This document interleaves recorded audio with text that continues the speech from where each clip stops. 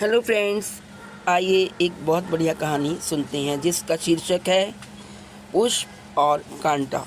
महाराज दशरथ को जब संतान प्राप्ति नहीं हो रही थी तब वो बड़े दुखी रहते थे, पर ऐसे समय में उनको एक ही बात से हौसला मिलता था जो कभी उन्हें आशाहीन नहीं होने देता था, और वह हमेशा आशावादी ही रहते थे, और वह था श्रवण के पिता का श्राप। राजा दशरथ जब जब दुखी होते थे तो उन्हें श्रवण के पिता का दिया श्राप याद आ जाता था। श्रवण के पिता ने ये श्राप दिया था कि जैसे मैं पुत्र वियोग में तड़प तड़प के मर रहा हूँ, वैसे ही तू भी तड़प तड़प कर मरेगा।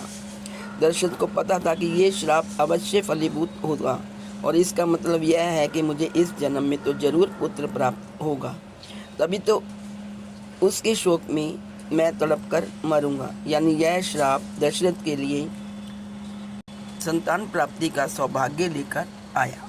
ऐसी एक और घटना सुग्रीव के साथ भी हुई।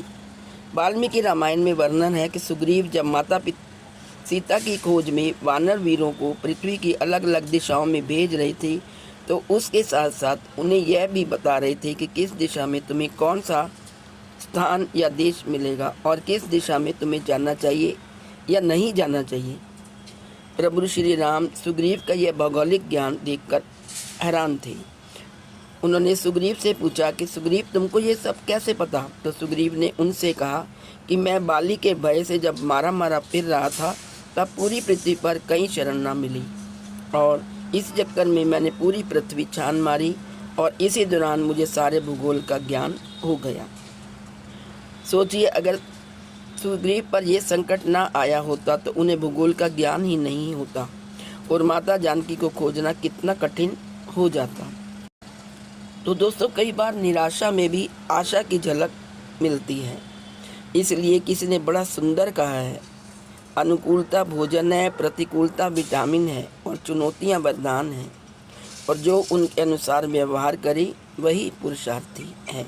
ईश्वर की तरफ से मिलने वाला हर एक पुष्प अगर वरदान है तो हर एक कांटा भी वरदान ही समझे।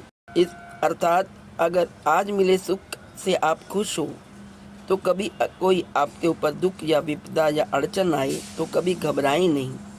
क्या पता वो अगले किसी सुख की तैयारी हो, अगले आने वाले सुख का कुछ संकेत हो।